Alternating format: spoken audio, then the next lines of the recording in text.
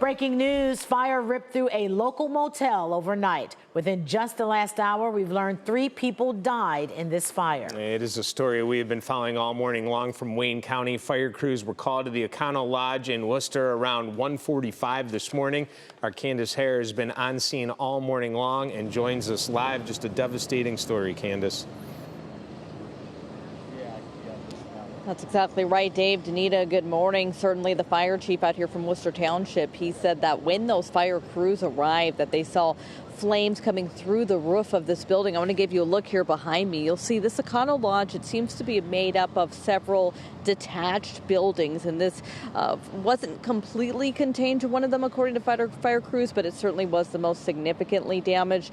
They said that they received word when they were here that there were some individuals that were in the building that were unable to get out, and unfortunately, after several rescue attempts, they were unable to get those 3 individuals who did pass away in the fire. The fire chief told me that this was a very complex, large fire. They actually upgraded it to a 5-alarm fire, meaning that all of the fire crews out here in Wayne County came out here to assist with the response, just to make sure they were able to get this as under control as quickly as possible and get as many people out of the building as they possibly could. And I spoke with a man named Tim who was in that building. He said that his truck was parked in one of the parking spots next to the building, and it actually partially melted when I saw part of it. You could see how hot that fire was to melt a portion of that car. And here's what he had to say about what he saw and heard when he was awoken by the fire.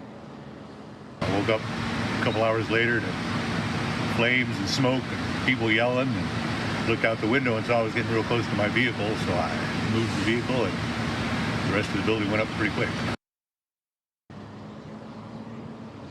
Yeah, he said that he had to make a quick decision whether or not he wanted to move his truck out of the area. He said his truck, he had just filled up with gas and it was full of gasoline. So he ultimately made the decision to move it out of the way. The fire chief out here, Chief Terrell, he said that this is a horrible tragedy, something I think that we all agree with at this point in time. But this remains under investigation. They said the state fire marshal has been called as they try to determine exactly what happened here. Dave? Yeah, horrible for sure. All right, Candace Hare reporting live. Candace, thank you.